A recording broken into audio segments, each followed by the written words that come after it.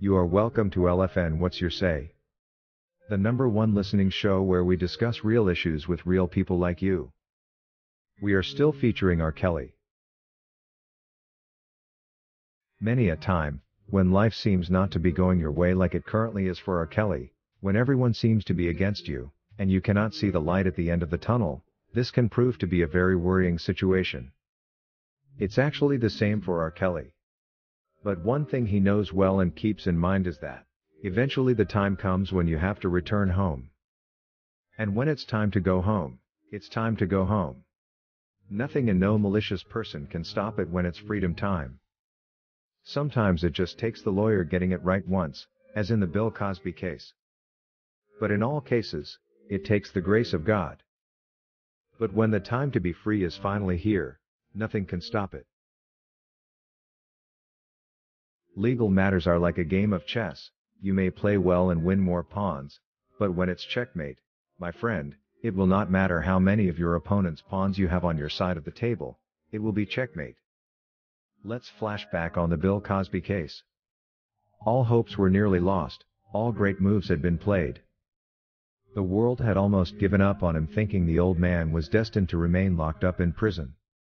And here came Jennifer Bonjean, who decided to go back and read through the entire case file, only to identify a loophole, one that offered her a chance to play that single golden move, and the enemy king was trapped.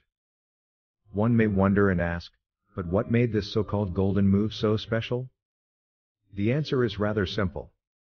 Bonjean's strategy was to withdraw the guns from the accusers and point them at the courts of law as an institution.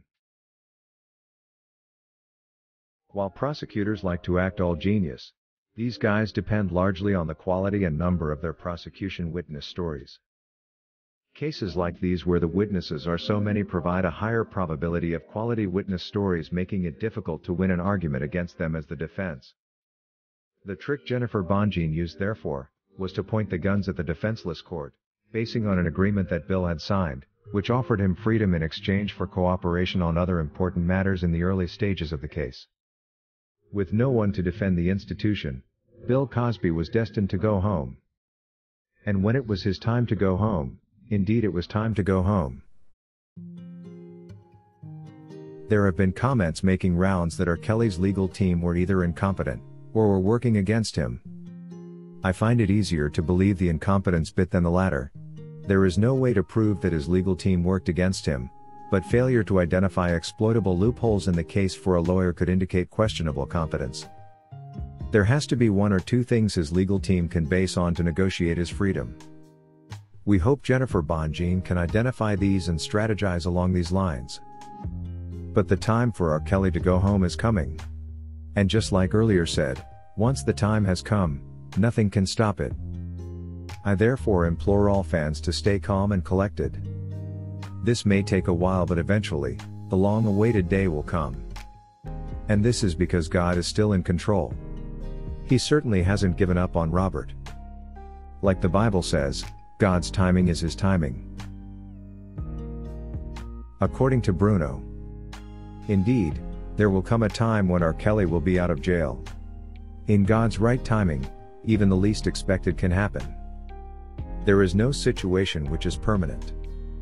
Legal matters may sound like a chess game, yes, but it's largely God's will that works in this regard. The good news is that while the world may classify R. Kelly as evil, God's eyes look straight at his heart. In God's eyes, therefore, what appears to man as most evil could turn out to be most holy. I therefore agree to the fact that when the time for R. Kelly to go home finally dawns here, it will indeed be time for him to go home, and nothing can stop this. In the meantime, however, before all this happens, he ought to be as patient as never before, for only this will get him there. His lawyers too have to sharpen up and look deeper into the case to find a way out for the R&B king. According to Matilda, what R. Kelly is currently going through is one of the toughest tests in life. A situation where you are not sure what's going to happen next, and all you can do is wait upon the Lord to act. But the fact remains that there is indeed a real possibility that he can regain his freedom and return to his normal life. Cassandra says, they may want him forgotten, but Robert will never be forgotten. He is the world's greatest artist and songwriter of all time.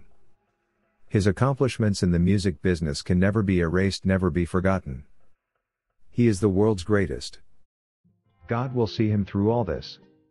Keep standing, R. Kelly. You are not alone. Love you forever.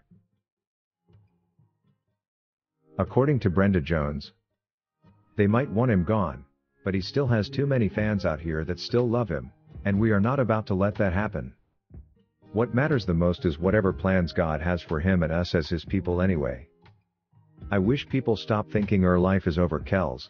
They may feel that way, but God is Alpha and Omega, the beginning and the end. Anthony Anderson says, "Happy belated birthday, R. Kelly. I will never stop listening to your music. You are and always will be the real R&B king. Take care of yourself while on the inside, for I know what you are going through. I've been there myself before. Just remember you are loved and keep your head up. Remember this, do your time, don't let time do you. Peace, my brother." Joshua Ellis says, "Happy New Year, R. Kelly. Be strong and keep your faith. Your music has inspired me in many ways and I have found it uplifting. There is no other artist that can carry the rings like you. You are God-gifted and talented. There will never ever be another you, Robert. Much love from Arkansas." Daniel Lord says, "Hello, Robert. I am still listening and watching your music. I am proud to buy your music and still doing it. I find it really enjoyable when I find a new song that I have not listened to before. Songs that you did that won't normally come up when you search for song under your name. Your concert was the very first I ever went to, the one you held in the buffet in Dallas, Texas." According to Tanya Blunt, R. Kelly still has work to be done and the Most High ain't finished with him yet. He still has so much purpose here. So many songs to sing for the Lord, more than he ever did before. Come home soon. Many blessings. If you wish to take part in a live interview discussing any of these topics, let us know by sending an email to sashalfnmedia@gmail.com for scheduling. Thank you for watching today's video, a production of LFN Media, giving you another perspective of issues at hand. We make it our business to keep you updated with the truth amidst the cloud of lies the media wants you to believe. It is therefore important to subscribe to this channel, hit the bell icon and allow all notifications so that you don't miss out whenever we publish a new video.